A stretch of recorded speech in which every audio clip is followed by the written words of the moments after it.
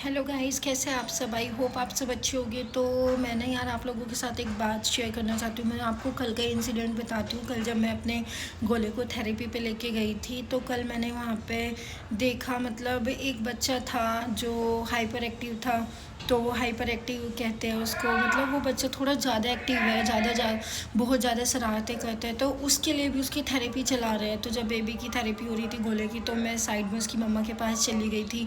मैंने उसकी मम्मा से पूछा कि मैम, अगर आप बुरा ना मानो तो मैं आपसे पूछना चाहती हूँ कि आपके बेबी को क्या प्रॉब्लम है। ये तो चलता भी अच्छा है, इतना गुड लुकिंग है, इतना क्यूट है, कम से कम 11 ईयर का होगा वो।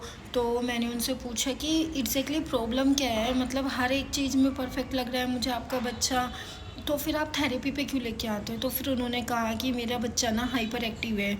मतलब देखने में बिल्कुल आप कह नहीं सकते कि वो एक नॉर्मल चाइल्ड नहीं है। देख के बिल्कुल ऐसा लग रहा था जैसे नॉर्मली हर एक चाइल्ड होता है। उसका बात करने का तरीका भी काफ़ी अच्छा था, और वो चल भी, वॉकिंग भी उसकी काफ़ी अच्छी थी, हर एक चीज़ में परफेक्ट था। तो फिर उन्होंने कहा कि यार मैं ना बहुत परेशान हो गई हूँ।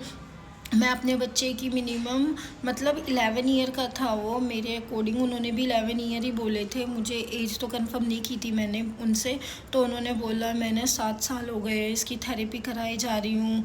इसको ना, मतलब सोसाइटी में भी लोग इसके साथ नहीं बैठते हैं। वैसे नॉर्मली है, कभी कभी ज़्यादा हाइपर एक्टिव हो जाता है तो वो चीज़ें उठाकर फेंक देता है। बस इसी वजह से ना उसके बच्चे को उसकी पूरी सोसाइटी में कोई नहीं खेलने देता। मतलब आपको बात बताऊँ, वो फाइनेंशियली भी उन्होंने बोला कि हमारा, मतलब डिफेंस में रहते हैं वो, उनकी एक कोठी भी है और उनका हस्बैंड भी काफ़ी अच्छी पोस्ट पे है और उनके दादा दादू भी बहुत अच्छी पोस्ट पे है। तो उन्होंने बताया कि देखो, मुझे वैसी कोई फाइनेंशियल तो प्रॉब्लम नहीं है, लेकिन मैं अपने बच्चे की वजह से परेशान हूँ। मैं किसी रिलेटिव्स के पास भी नहीं जाती। उन्होंने बोला कि जब भी मैं रिलेटिव्स के पास जाती हूँ ना, तो वो मेरे बच्चों को एक अलग तरह से ट्रीट करते हैं। वो कहते हैं कि तू अपने पागल बेटे को क्यों लेके आती, तेरा बच्चा पागल है, तेरा बच्चा कहीं भी कोई भी चीज़ उठाकर फेंक देता है, क्या तुझे शर्म नहीं आती, पागल बच्चे को उठा के घूमती है। मतलब वे ना, उस स्पेशल चाइल्ड की मदर, वो मेरे सामने ही ना रोने लग गई। मुझे भी उनको देखकर इतना हर्ट हुआ कि यार कैसी कैसी प्रॉब्लम हो गई इस दुनिया में। मतलब बच्चा थोड़ा सा गुस्सा कर देता तो उसे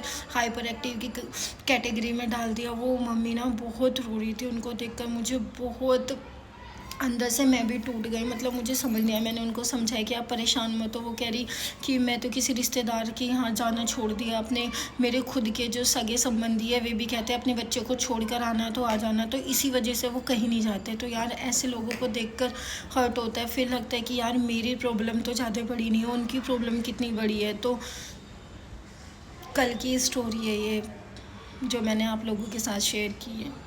मैंने उनसे पूछा तो आपका बेबी 11 ईयर का हो गया, स्कूल वगैरह नहीं जाता। तो उनकी आंखों में आंसू आ गए। उन्होंने बोला कि मैंने 2 बार स्कूल में अपने बेबी का एडमिशन कराया था, लेकिन एक बार ही कोई लड़की उससे टिफ़िन शेयर के टाइम पे उसको, मतलब 2-3 ही महीने हुए थे, तो वो लड़की ने उसका टिफ़िन छीन लिया। उसको गुस्सा आ गया तो उसने वो टिफ़िन उठाकर उसको फेंक दिया। तो कहीं ना कहीं उस लड़की को चोट लग गई थी, उसके हाथ पे ऐसे फेंक के मारा उसने, तो यहाँ पे उसको चोट लग गई थी।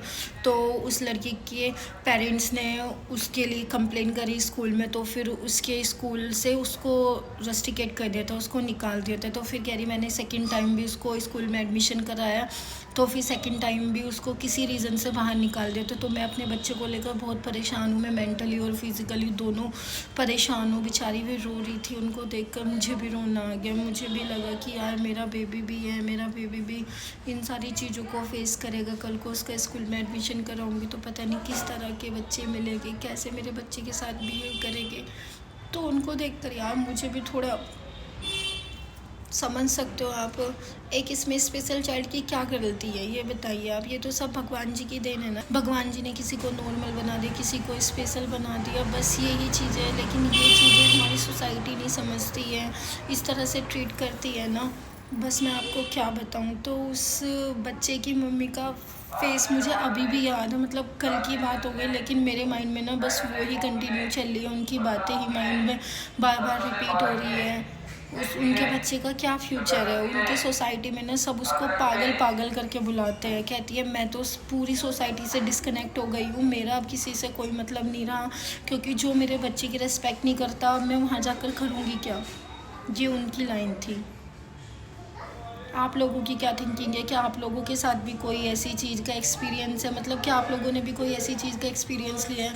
प्लीज़ आप लोग ना मुझे भी कमेंट बॉक्स में बताना। मतलब मुझे ये चीज़ें सुनकर बहुत हर्ट होता है। मैं ज़्यादातर जब भी थेरेपी पे जाती हूँ ना, लोगों से ज़्यादा कनेक्ट नहीं करती हूँ, इसलिए कि कोई अपनी अपनी अलग अलग स्टोरी बताएगा, तो मैं उन चीज़ों को लेकर ना बार बार माइंड करती हूँ, फिर सोचती हूँ, फिर परेशान हो जाती हूँ, इसलिए मैं कम ही कनेक्ट होती हूँ। लेकिन जब भी कनेक्ट होती हूँ तो सुनकर बहुत अजीब लगता है। तो प्लीज़ आप लोग ना मुझे कमेंट बॉक्स में बताना, हम फिर शेयर करेंगे अपनी फीलिंग्स, एक दूसरे को शेयर करके ही तो मन हल्का होता है। ओके जी, नमस्ते।